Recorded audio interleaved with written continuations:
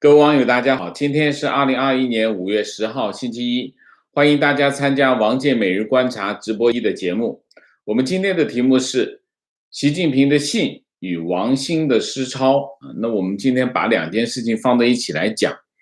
我们在 YouTube 直播的同时，我开了一个房间在这个 Clubhouse 的房间，就把我们的 YouTube 的这个声音同步的在 Clubhouse 的房间里直播那么Clubhouse 的网友可以通过我们的房间来参与这个节目，但是我不会给这个 Clubhouse 房间里的网友这个发言，因为我们这个我的这个安排是突然发生的，所以没有主持人，所以我们不会发声请这个 Clubhouse 的网友里面的网友知道先讲我们今天的题目那我们如果有时间，我还会再讲人民币汇率和最近这个大宗商品涨疯了还有其他的我们再说先说这个习近平的信习近平信是给这个文史哲编辑部全体编辑人员的一封回信他这封信呢其实很短，我就大致上念一下文史哲编辑部的同志们你们好，来信收悉文史哲创刊70年来，在党的领导下，巴拉巴拉巴拉，我就不念了然后增强做中国人的骨气和底气，让世界更好的认识中国，了解中国，需要深入理解中华文明，从历史和现实、理论和实践相结合的角度，深入阐释如何更好地坚持中国道路，弘扬中国精神，凝聚中国力量，回答好这一重大课题，需要巴拉巴拉巴拉巴拉。希望你们再接再厉，把刊物办得更好。习近平，2021年5月9号。画个重点重点是什么？重点就是这句话：增强做中国人的骨气和底气，让世界更好地认识中国，了解中国，需要深入理解中华文明，从历史和现实、理论和实践相结合的角度，深入阐释如何更好地坚持中国道路，弘扬中国精神，凝聚中国力量这封信我就不展开了叙述，什么意思呢？三个意思。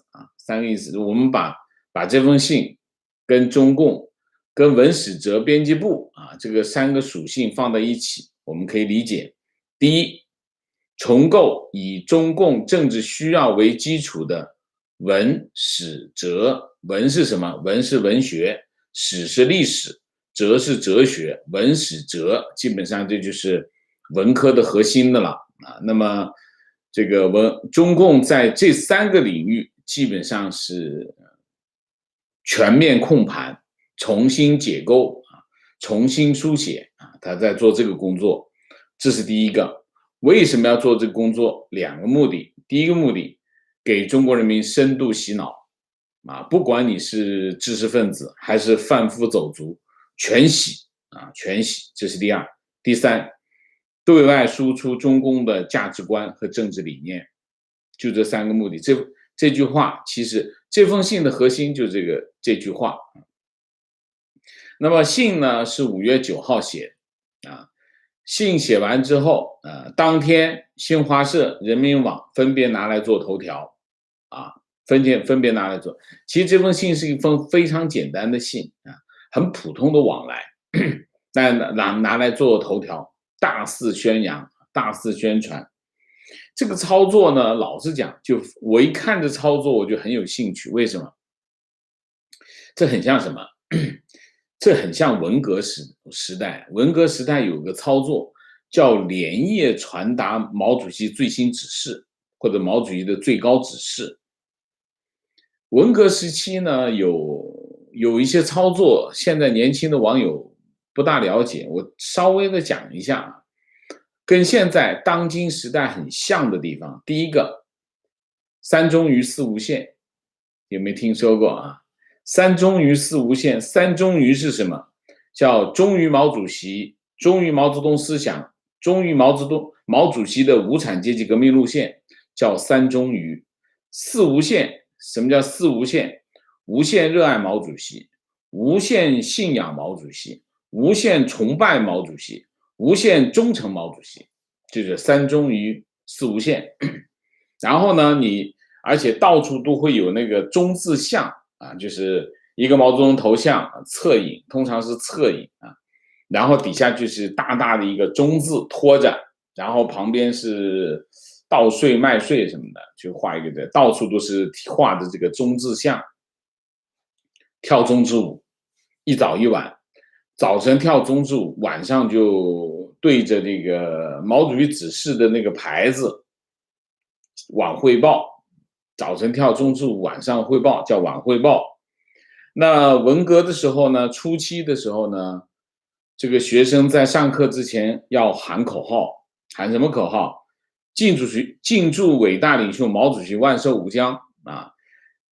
祝林副主席身体永远健康，向文化革命的旗手江青同志学习致敬。三个等级啊，第一个等级是万寿无疆，第二个等级身体永远健康，第三个等级就是江青啊，江青同志学习致敬啊，三个等级。然后开会的时候，第一句口号一定是毛主席万岁，毛主席万万岁，一定是万岁啊。第二个后来就改成什么呢？改成是伟大领袖、伟大导师、伟大统帅、伟大舵手毛主席万岁万岁万万岁。后来就变成这样了啊。那么在初期的时候，毛主席的讲话呢，最初期叫毛主席语录，毛主席语录还出过这个毛主席语录这个小手册啊，举着，随时要举着啊。后来就嫌毛主席语录不上档次，也不能够体现这个无限热爱、无限崇拜、无限信仰的这个态度，就改成什么呢？最高指示，毛主席语录就变成了最高指示。然后呢，最高指示还有什么呢？最新指示。那么最新指示又有最高指示怎么办？最后变成了什么呢？最新最高指示。所以文革你会看到很多这种现象。然后到1967年到1968年那段时间，就经常深更半夜敲锣打鼓，这个传达什么？传达毛主席指示啊，就是传达毛主席指示，这叫什么？这叫毛主席指示，传达毛主席指示不过夜。所以你可以看啊，这次这个文史哲这封信的感觉就是什么？就很像当年文革的操作。就是传达毛主席指示不过夜，然后是这个叫一句话顶10000句啊，就是一封这种普通的信，上纲上线，上纲上线来，就是很普通的东西，把它上纲上线。那么你可以看到最近有人问这个为什么这个胡雕盘胡锡进被这个其他的这个粉红围攻啊，为什么会围攻？其实这个胡雕盘呢，其实是在之前的想表达一个叫什么就是叫理中客的这种态度，想装下理中客，结果被其他的粉红疯狂撕咬啊！就是大家觉得很奇怪，他们不是有火的吗？为什么会这样？这就是文革做文革风气。文革风气是什么？理中客不行，不够激进就会被批判。文革就是这种风气。所以我们我想，现在中国的政治气氛越来越文革化，这个也是在文革化。你可以看这个操作就非常文革化。然后文革时期呢，有三忠于四无限。现在习近平有什么？4个意识，4个自信，2个维护。4个意识是什么？4个意识叫政治意识、大局意识、核心意识、看齐意识。政治意识不用讲啊，政治要站队啊。大局意识就是牺牲小我，成就大我。核心意识，习近平是核心，你得跟着核心走，就是核心意识。看齐意识就是你得向激进的人看齐，这就是为什么胡锡进会被撕咬啊，就是4个意识，4个自信啊，4个自信叫道路自信、理论自信、制度自信、文化自信啊，这4个自信啊。自信，你看，跟这个火箭掉下来就自信了啊，这很自信啊。还有2个维护，2个维护全称叫什么？大家一定要知道啊，坚决维护习近平总书记党中央的核心，这是一个维护。第2个，全党的核心地位，核心和全党的核心地位，这第一个维护。第2个维护，坚决维护以习近平同志为核心的党中央权威和集中统一领导。这就你3中1 4无限是吧？对应的有4个意识、4个自信、2个维护，一样，性质是一样的啊。那么，所以我们讲现在中国当今中国的社会政治气氛和当初的文革的情况是一模一样。另外一个例证是什么？另外一个例证就是我们今天讲另外一个新闻，就是王兴。王兴是美团的 CEO 啊，也是美团的创办人啊，是一个喜欢读书的商人啊。5月6号，美团的 CEO 王兴在他创办的社交媒体饭否也是有故事的啊。当年办了以后，后来被关掉，后来又想办法给打开。他转发了一个唐朝诗人张杰的一首七绝，叫《焚书坑》啊，我念给大家听一下。焚书坑，竹帛烟消地业虚啊，地业讲的是这个秦朝的地业啊。竹帛烟消，焚书坑，焚书坑儒就这个意思。坑好少了一个字，儒啊，其实就是焚书坑儒，讲的是这个秦始皇啊。竹帛烟消地业虚，关河空所祖龙居。关就是函谷关，河就是黄河啊。空所祖龙居啊，空所函谷关，秦始皇认为他守着函谷关，天下乱不了，但是空所祖龙居。坑灰未冷山东乱，坑灰啊，就是焚书坑儒，烧完这个书，灰都还没冷呢。山东通常讲的是太行山以东讲的就是6国。山东乱，6国已经造反了啊。刘向原来不读书，刘向是谁？刘向是刘备和项羽。刘备项羽其实不读书，你焚书坑儒也没用，就这意思啊。这首诗呢，这首诗是一首讽刺这个秦朝啊，秦始皇的诗。秦始皇做了2件事情，第一件事情就是焚书坑儒，第2件事情就是平定6国啊。虽然他用非常残暴的武力控制全国人民，但是没有用啊，这是个最短命的王朝。这首诗其实讲的就是这个意思，就是你焚书坑儒，你有再大的暴力，再大的武力，你没有得到人民的支持，你一样完蛋。其实这首诗就是这个意思啊。那么王兴在这个他的饭否的账号里发了这首诗之后呢，就被网友解读是反诗啊。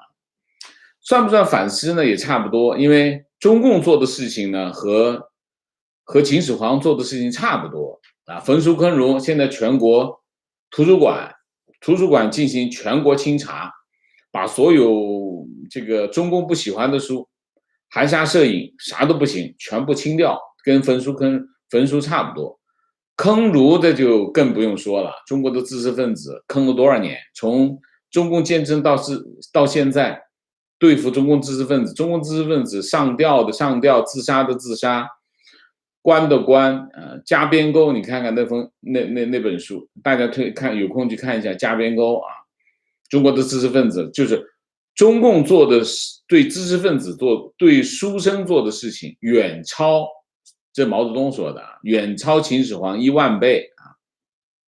所以他这首诗出来，被网友说是影射当代的这个政治啊。那么现在这个气氛很敏感，我就讲现在的这个社会政治气氛非常文革化。然后这个有人就说啊，说前有马云演讲，后有王兴诗抄，那么时也命也，今年是很多人的转折之年。这是一个财经博主说的啊。还有网友说像马云、王兴这类人极度聪明的人，想不明白他们为什么会干普通人看起来很蠢的事情。很蠢的事情是什么？就是说一些大不敬的话。然后还有说很多东西啊是他们自己当时没有意识到，一念之间人生很多的对与错、罪与罚都是一念之间造成的。结果什么？结果美团的股价暴跌。美团股价其实已经跌了一阵子了，持续跌了九个交易日，从三月高位跌到现在呢，跌了43%了啊。那王兴呢，5月9号扛不住了，就把那首诗给所谓的反诗给删了，然后写了一段话。他写的这段话，他说前2天啊，一首唐诗让我颇为感叹，秦国警惕书生，但后来灭秦的刘向却不读书啊，这给我提了个醒。最危险的对手往往不是预料中的那些。这些年阿里一直盯着京东，最后是拼多多啊，斜刺里杀出来，用户数一举超过淘宝。同理，美团外卖最大的对手看起来是饿了么，但可能颠覆外卖的却是我们还没关注的公司和模式。王兴的这番解释呢，这个网友在那戏称说这个美团饿了么成了美团的救场王。那么还有说被人说了反诗，不得不解释一下。但是王兴这个解释呢，其实也能解读啊，解读什么呢？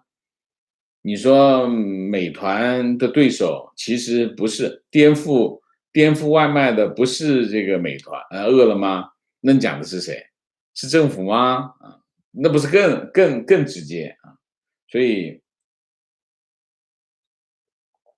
王兴这个解释一出来，这个报复如期而至啊！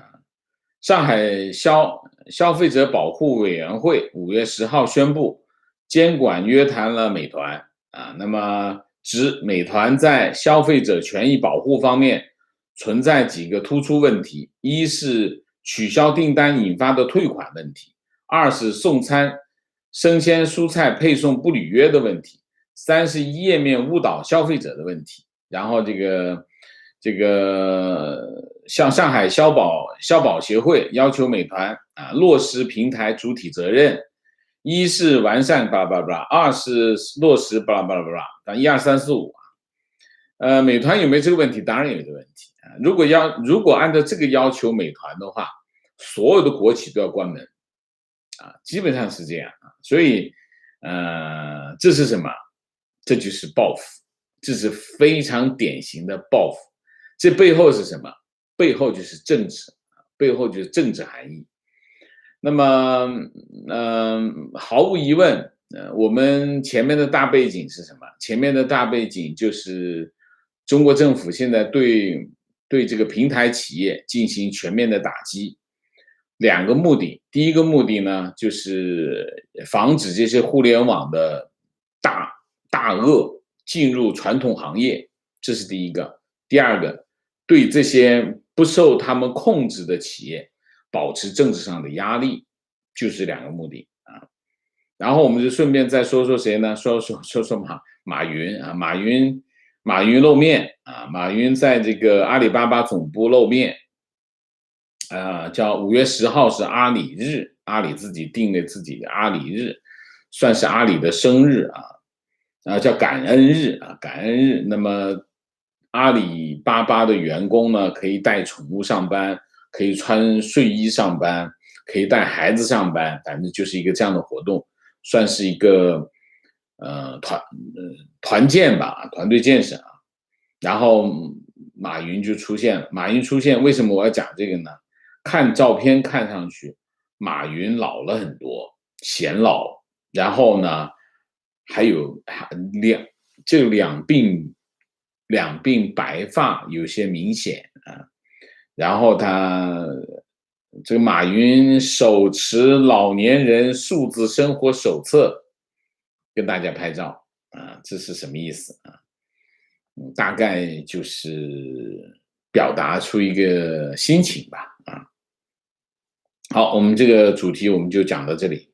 我再讲两个新闻吧，这两个新闻比较急，所以我们简单的说一下。第一个就是大宗商品，大宗商品涨疯了啊，人民币也闻鸡起舞啊。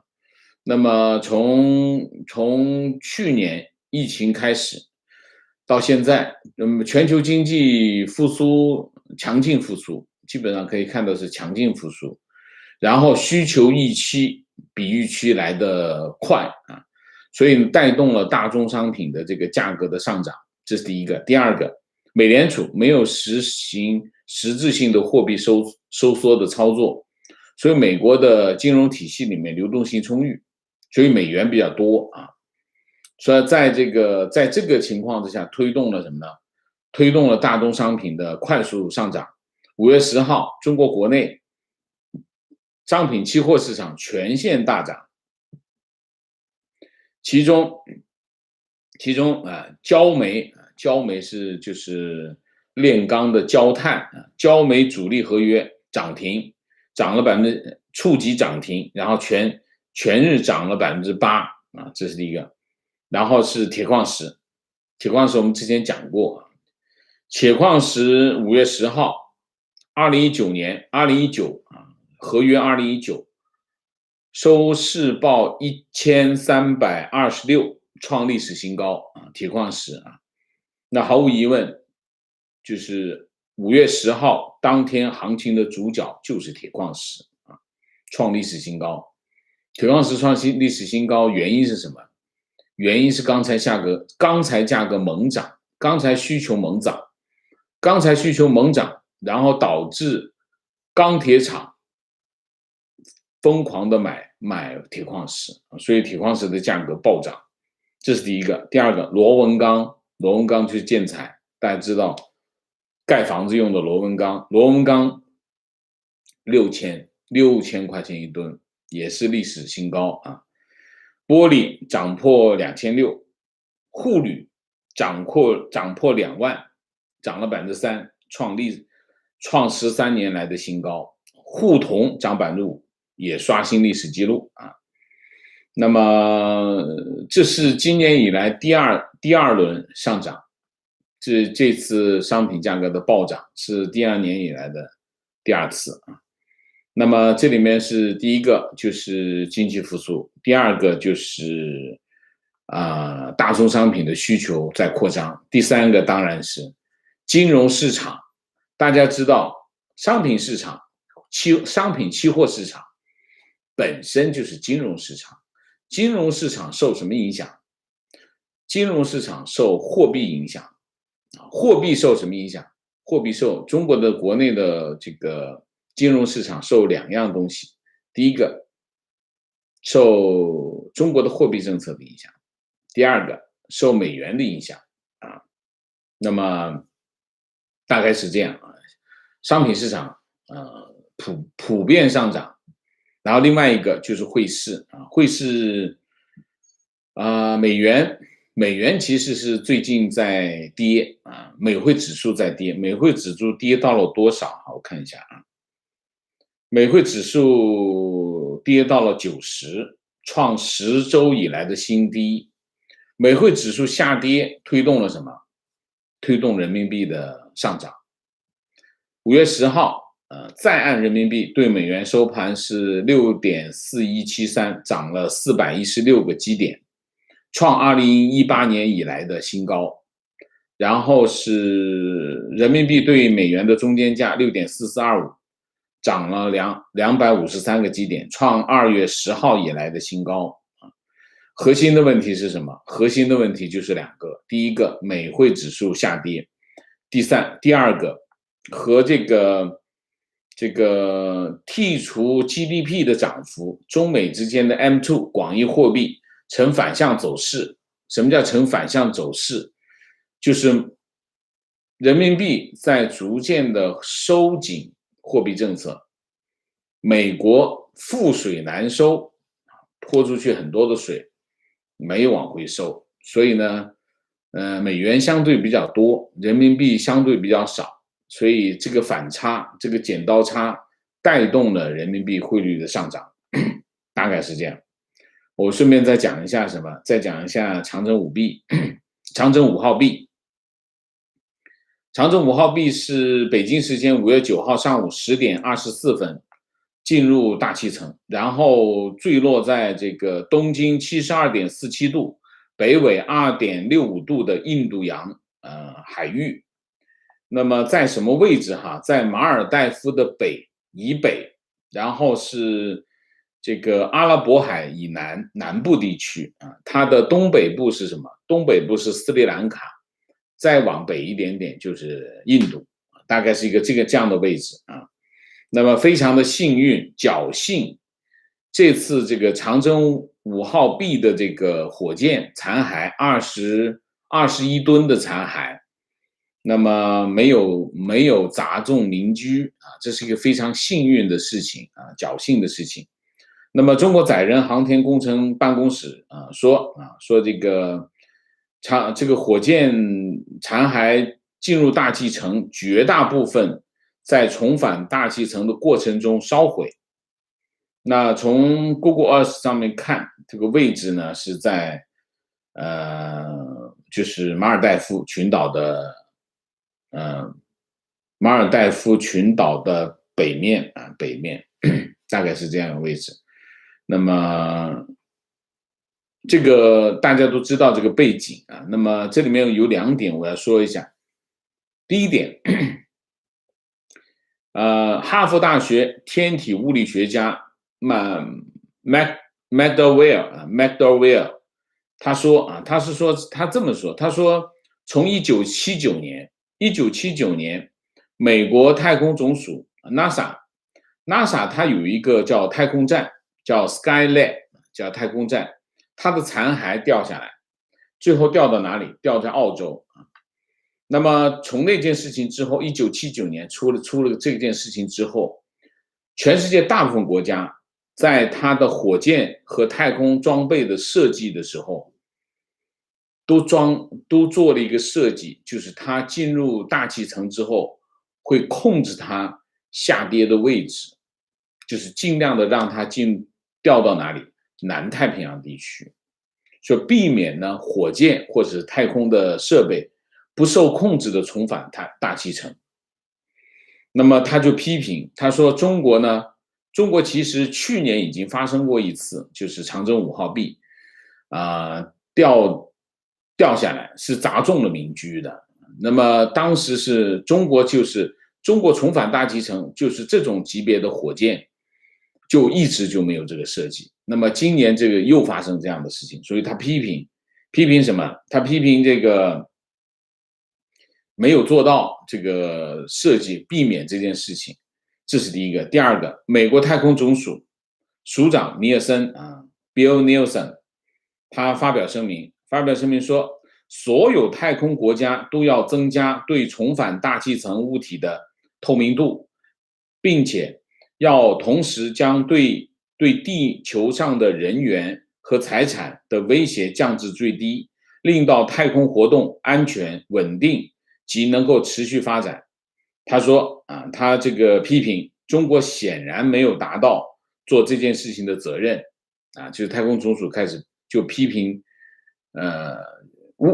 天体物理学家批评中国，然后美国的太空总署也批评中国不负责任然后呢，这个中国呢自己辩护说这个会烧掉的等等汪文斌说，然后这个今天华春莹也在说他会这个影响就是损坏航空或者地面设施的活动可能性极低。可能性极低呢，这个话呢，就是要靠天吃饭啊。如果你一不小心真砸中了民居的话，你还真没法交代。所以这是一个非常侥幸的事情。所以我们就讲一下。那么在这件事情当中，中国再次展现了一个大国不负责任的态度，就是这样啊。好，那我们今天的主题就是这样。我们下面进入互动。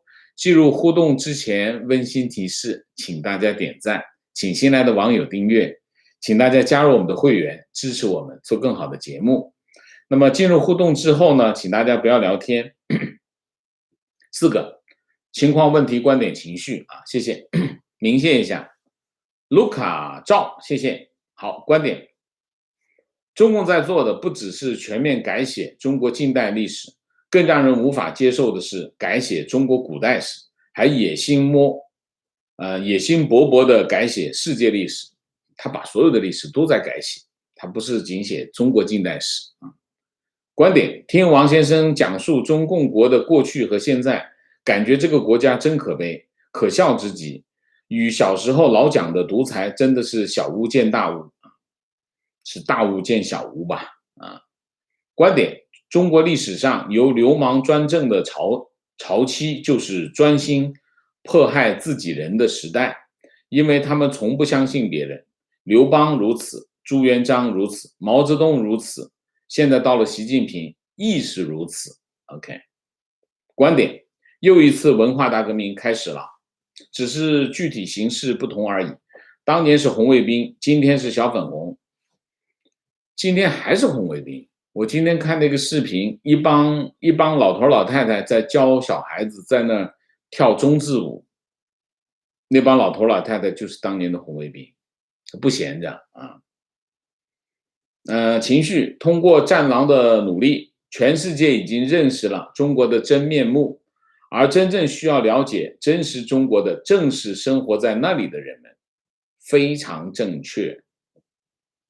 我经常举一个例子啊，就是说，生活在全世界最多防盗网和防盗门的国家，他的人民觉得他们这个国家是世界上最安全的国家，这就是真实的情况，真实的写照。就是无数的中国人跑到其他国家，觉得哎呀，还是中国安全，这不是神经病吗？你说啊？你说全世界你见过哪个国家，任何一个国家有中国那么多的防盗网和防盗门的吗？你看看中国防盗网跟防盗门做生意做的有多大啊，就是可是这个国家的人觉得他们这个国家是世界上最安全啊，你这不是洗脑洗的抽筋了吗？啊，提问，请问王老师，毛没有了太子，所以搞乱了中共无所谓，习是不是也没有太子？所以学习毛，只留统治，不管洪水。啊，毛是有太子啊，毛太子是死掉了，在这个抗美援朝韩战，在朝鲜战争上，所以你看彭德怀下场不好，跟这个有关系的啊。毛跟习的共同之处，你说这一点，我也无力反驳啊，是吗？你说呢？心态是，会不会有别的呢？这没有太子，会不会有其他的子呢？会不会呢？啊？观点：如果该诗被认为是讽刺当朝时政，那认定的人认为当朝的时政就是这么昏暗，才判定这是讽刺。那这个人是不是应该被抓呢？你这一点搞错了。中共是不断的在保扬秦朝的啊，最近有一个什么剧是《大秦王朝》，是不是？是不是一个这个剧在播还是怎么样？反正中共不断的从毛泽东开始啊，秦始皇在中国历史上臭名远扬，臭名昭著，因为他是个暴君，在所有的历史书里面，只要讲到秦，就是暴秦，所以秦始皇是在中国史上被钉在中共经常用的这个词叫耻辱柱上。秦始皇一直在中国的耻辱柱上钉着呢，是中共把它取下来，毛泽东把它取下来，认为秦始皇很厉害，很好，秦朝好。所以呢，你说呢？讽刺当局呢？你说讽刺也罢，但是在中共的语境当中，暴秦是他们的理想国状态啊。观点：王兴引用的诗词让 CCP 吃了瘪，转过头来就约谈美团，这说明 CCP 既没有度量，也没有文化，也反映了 CCP 其实没有想象中那么强大，色厉内荏而已。度量，所以共产党会有度量，没有跟度量没有关系。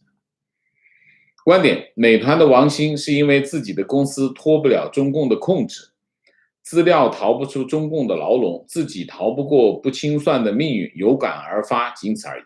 不过他发的这个牢骚其实也反映了中产阶级的想法。发文指责的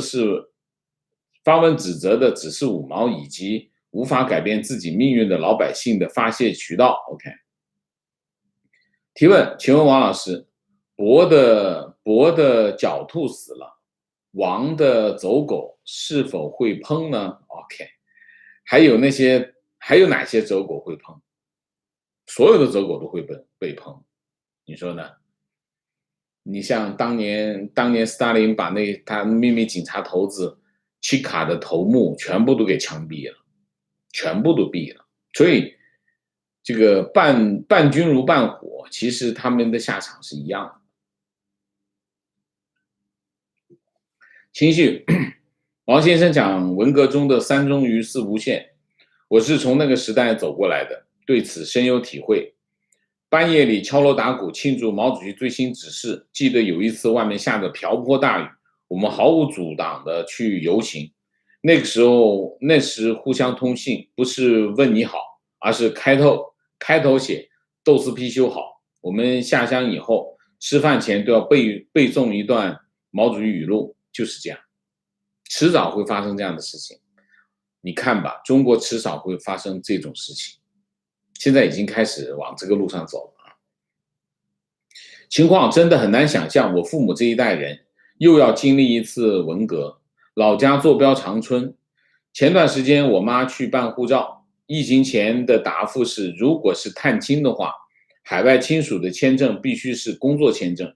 前段时间又去问，答复是亲属长期签证也不行了，只有公派的可以给办。OK， 情况最近就是护照都不给你办，护照本来是理当一个国民理当给我办的东西，他不给你办，不给你办的目的是什么？就是让你感觉他在控制你，就是你不能乱说乱动，我控制你，管着你。情况最近社交媒体今日头条总是推送去深圳厦门当保安包吃包住7500块钱的视频，然而据我了解，那里的工厂早就搬走了，墙内真的是没真话，人人互害。7500做当保安，呵呵，赶紧去啊！情况现在低价烟涨得好厉害，半年多的时间，我抽的烟从原来的6块多一直涨到现在的90多，还不好买。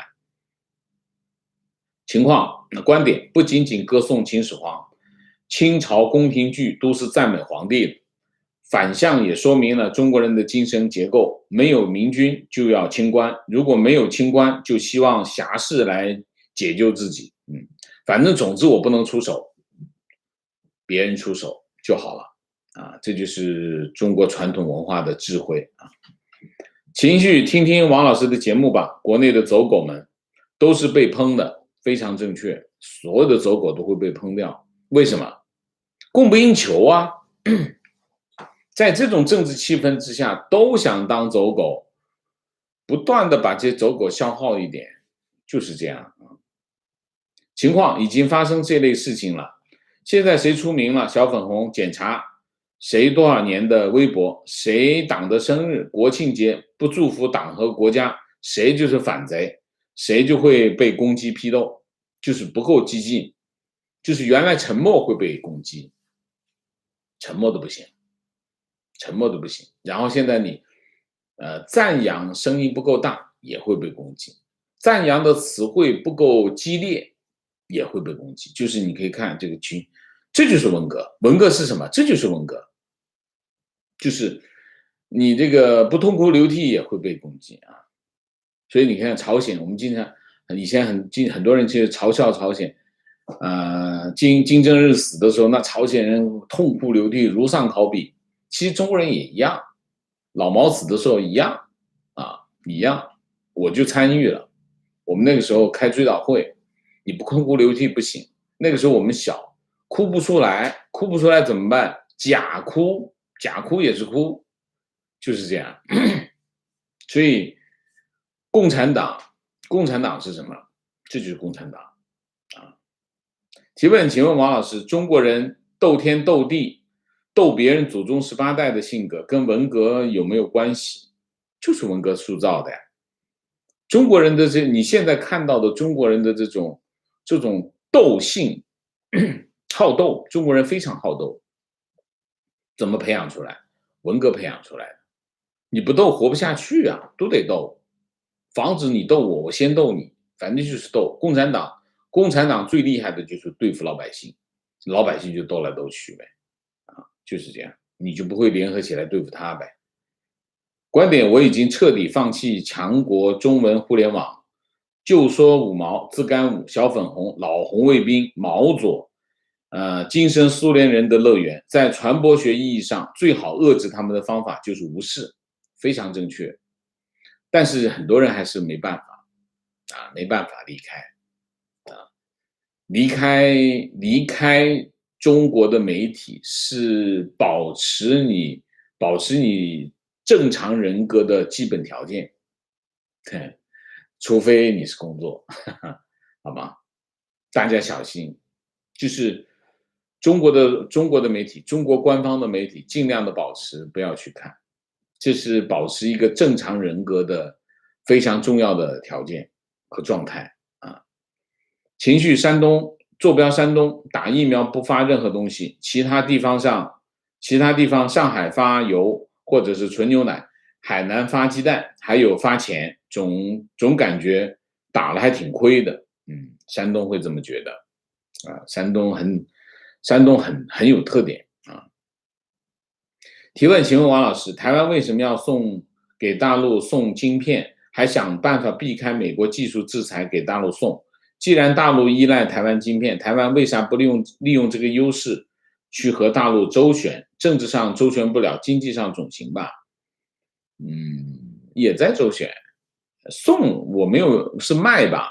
怎么送？我没有听说过台湾给大陆送晶片，出口大陆晶片是有的啊。那我不知道你说的送是从何而来，周旋嘛，这里面有一点我觉得很重要，就是台湾内部的团结。台湾内部不团结，台湾有什么？台湾有中共的第5中队，第5中队的核心是什么？中共的第5中队的核心就是国民党国民党，你看马英九说的那些话，全部都是中共说不出来，说了也没人信的话，马英九帮他说了。还有除了马英九以外，还有一串的。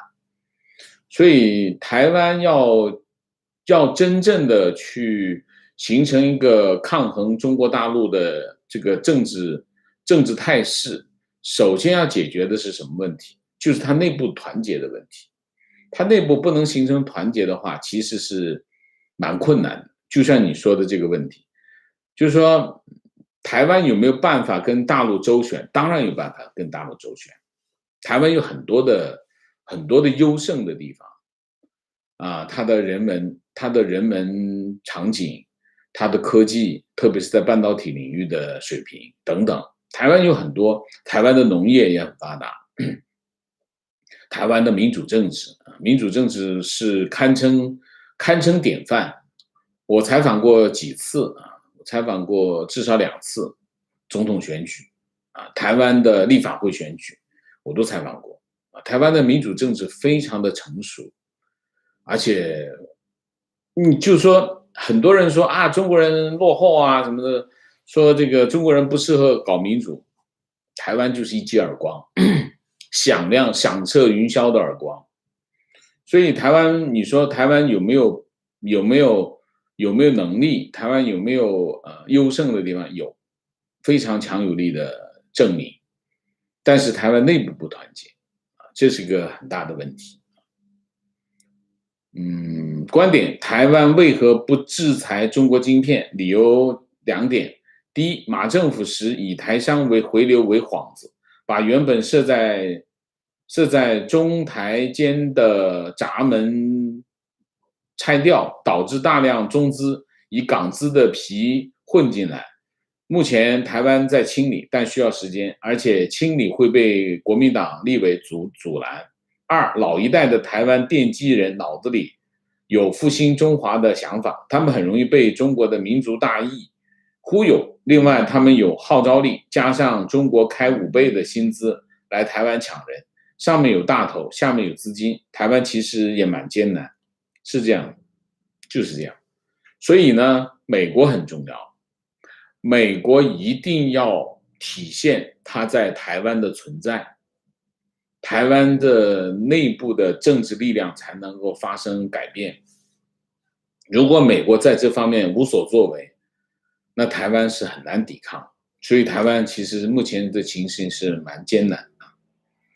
情况：台积电南京扩厂28纳米，每月4万片，主要是日本的索尼下定每月4万片，扩厂并非给中国晶片。OK， 这个网友说的很好，让我们了解情况。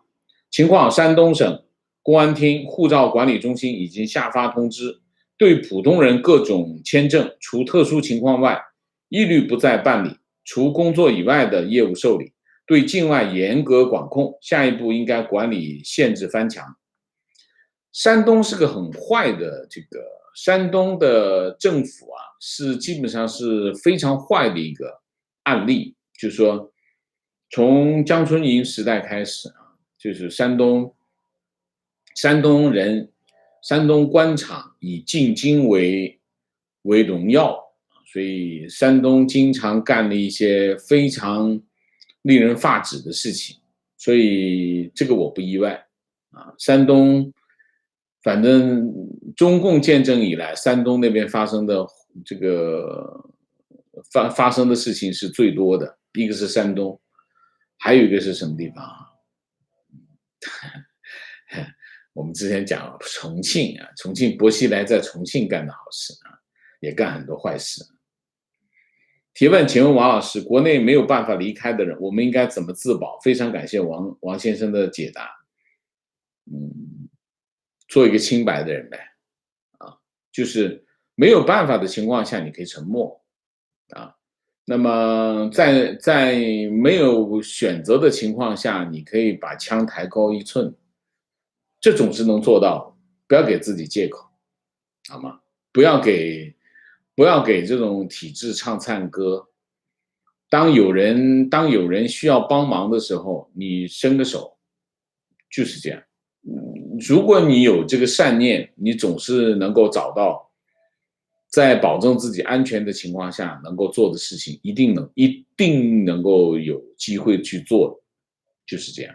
自保就是尽量让自己做个清白的人啊，好吧？提问，请问王老师可否针对北医3院张毅医生曝光的肿瘤治疗黑幕做一期专题节目呢？前段时间卫健委通告说上海医生治疗过程基本符合规定，张医生对结果很失望，最新回应希望安排与卫健委专家进行直播辩论。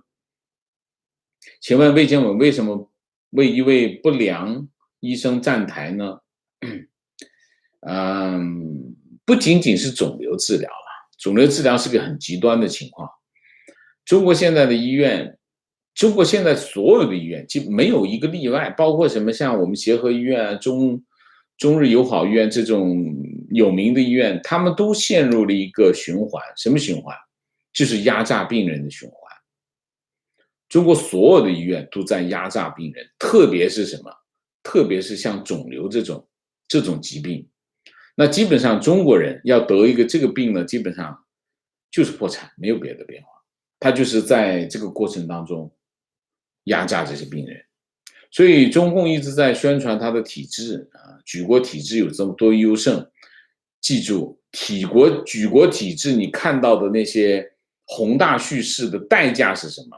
就是这个，就是每一个老百姓，如果他得了疾病、得了重病的时候，他就可能破产，这就是后果。所以很多人跑到西方国家说啊，你这个城市破破烂烂的，你这个路破破烂烂，这个城市怎么像中世纪一样？还是我们先进，你看高大上，都是新房子，你以为那是什么？那是从哪里来的？就是从这里来的。你家里得个病试试，保证你破产。为什么？这些医院全部都穷凶极恶的压榨这些病人和他们的家属，这就是举国体制，不付一切代价，你就是那个代价啊！就是讲我们讲的就是这件事啊。我不想去专门就这个来做，因为肿瘤不仅仅是肿瘤，其实不仅仅是肿瘤，任何一个医院，任何一个领域，只要是重症，全部都他们的行为是一致的。这里面有两个问题，第一个问题就是医疗体制的问题，还有一个问题是什么？就是中共从我记事开始，我是知道的，中共对福利制度的抹黑，就是在中国的话语语境当中，福利是个反面词汇。我们从小就说，所谓的福利国家是不好的，不能要有福利。所以你可以看到，在美国，在西方国家，很多的移民到西方国家的华人是非常激烈反对当地的福利制度的。为什么？你从根子上追，就能追到中共对福利的抹黑。所以福利的抹黑到了美国，到了加拿大，都会非常对福利制度非常反感。虽然他自己享受这个福利制度，但是他仍然非常反感。原因是什么？源头就在中共那里。所以现在的情况就是这个情况。你可以看中国的医疗体制跟福利制度，上面是什么？举国体制。举国体制本质是什么？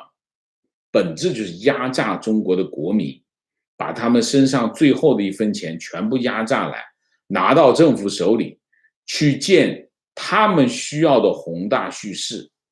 这就是举国体制的本质。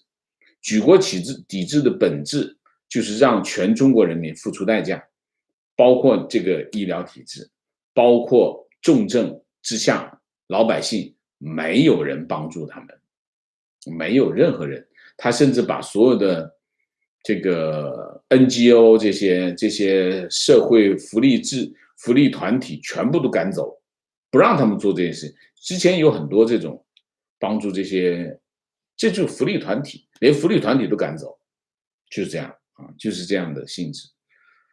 我不想专门做这个题目，就是说，除非有新闻，我们带着新闻做，但是专门做呢，未免会沉闷一点，好吗？我们就有点像我们之前讲这个人口的问题啊，讲这个人口拐卖的问题，我们跟着新闻走会比较好，好吗？提问：近1年，中共把公检法部门的权力大幅削弱，很多大案直接由纪委统一调查审理，纪委的权力高于公检法部门，并直接由中央领导，从而出现更多无声的冤案错案。请问王老师，这是否和明末时代宦官执政的东厂相似，都是直属于最高权力的化身，并且现实影响也极其相似？还不一样。东厂的规模跟中纪委跟纪委的规模呢不能够等同而已。东厂它是一个有点像什么哈？东厂也好，锦衣卫也好，它更像是一个皇帝的警卫部门，他用警卫部门去执法，它规模有限，规模非常有限。那跟中纪委的这个规模，中纪委的规模跟什么有？中纪委和东厂不一样，中纪委这边是中纪委，这边是国家监察委，它是一套人马两个招牌，它横跨了党政部门，所以它的规模是非常宏大，而且它是用正税养，它跟锦衣卫、东厂不一样，东厂是皇帝用自己的，不是用不是用国库的钱，用皇帝自己的钱，所以他养的人不会太多，所以它是有一定的限制。东厂也好，西厂也好，包括锦衣卫也好，都是皇帝自己掏钱养的人。他虽然权力很大，但是跟这个中纪委不可同日而语。中纪委渗透到哪里？渗透到国家的每一个环节。中共把中国传统上的一些坏的东西放大到一个历史上未曾达到的一个这样的级别啊，有相似之处。你说的对，是有相似之处，就尽量的把所有的东西拉到他手里面来，就是握权嘛，啊，就是权力，这就是权力啊。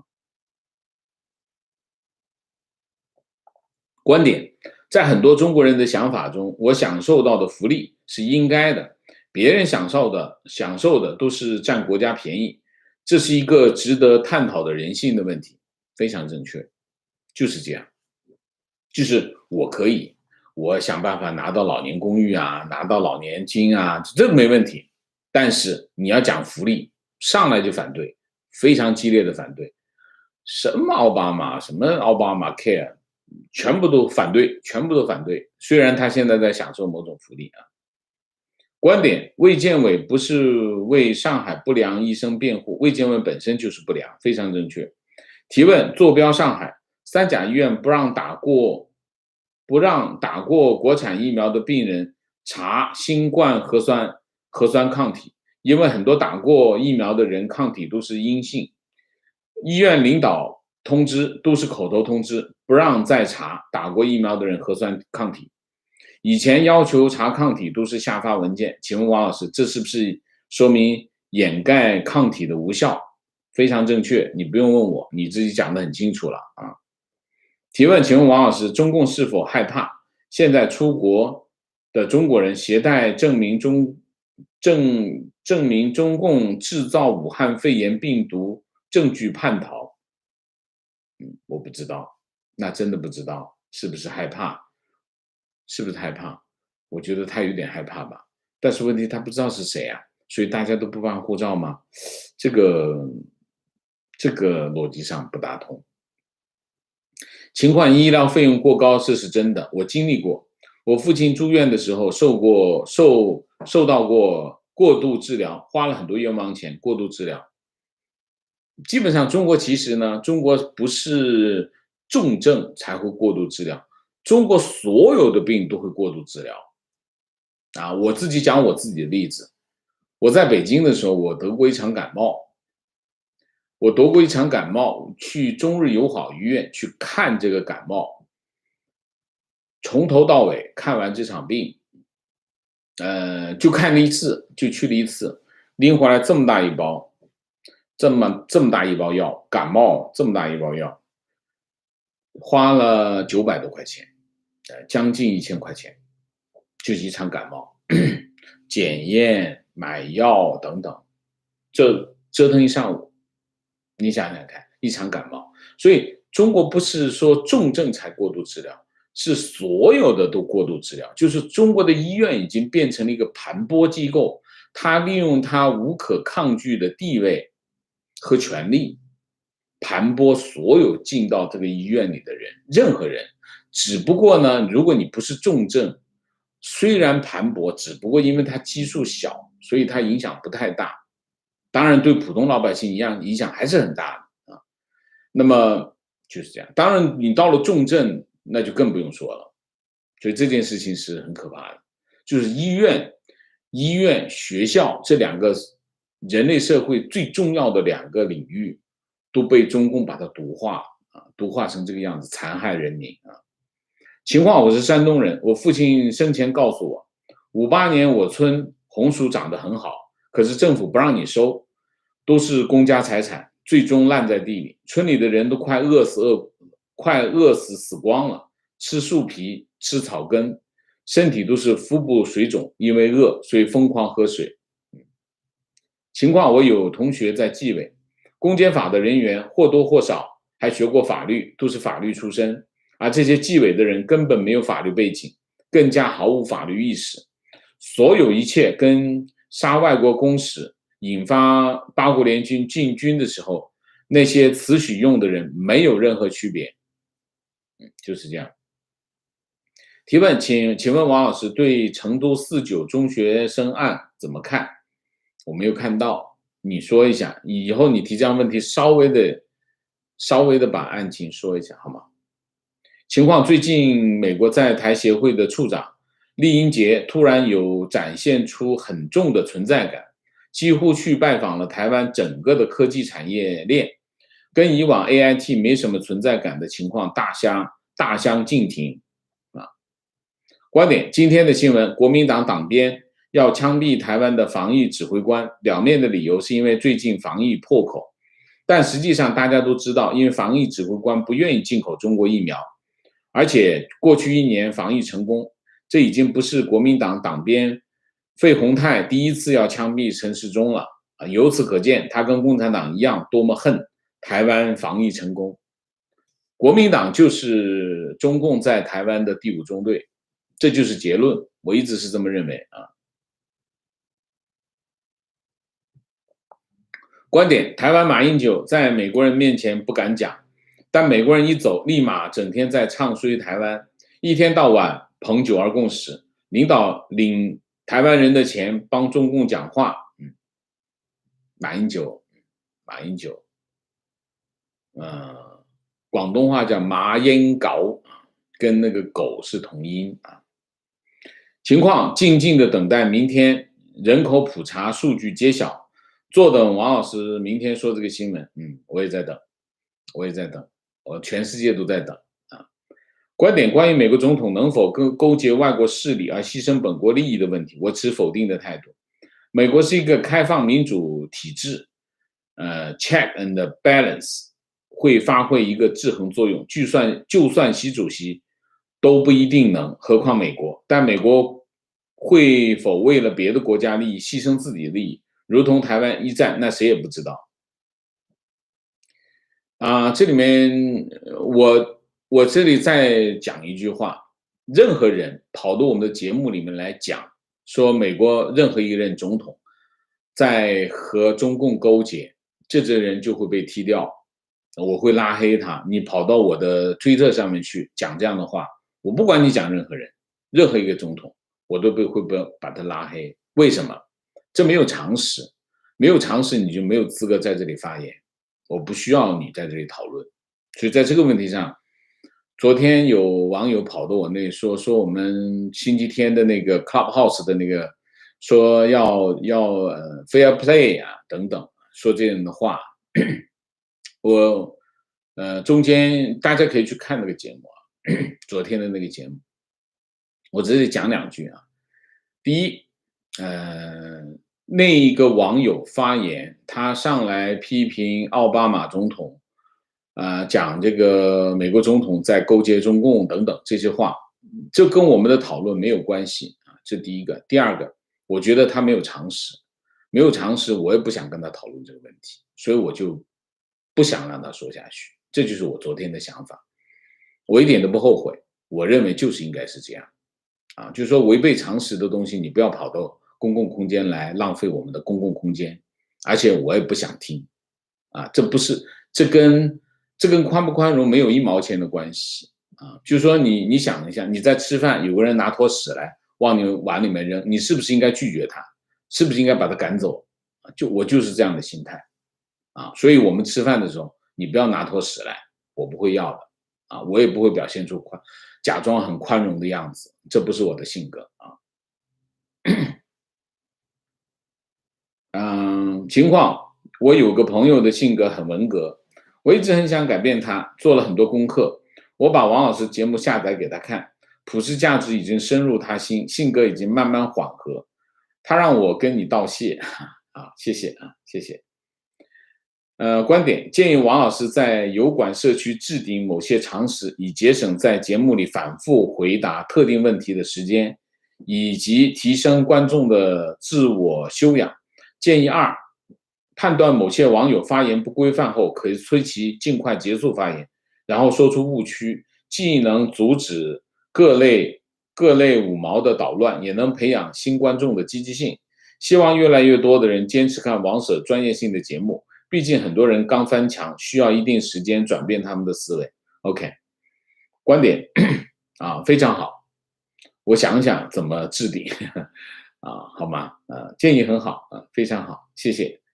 观点，王老师说中国人对福利的反对和中国人在海外付小费的小气程度如出一辙。据我观察，在北美大陆移民买奢侈品上馆子都很豪爽，付小费却非要拿出来手机来算，分毫不差给最低比例的小费。其实餐饮服务员是很辛苦的工作，大陆移民很多潜意识都有绝不能让别人占便宜的心态。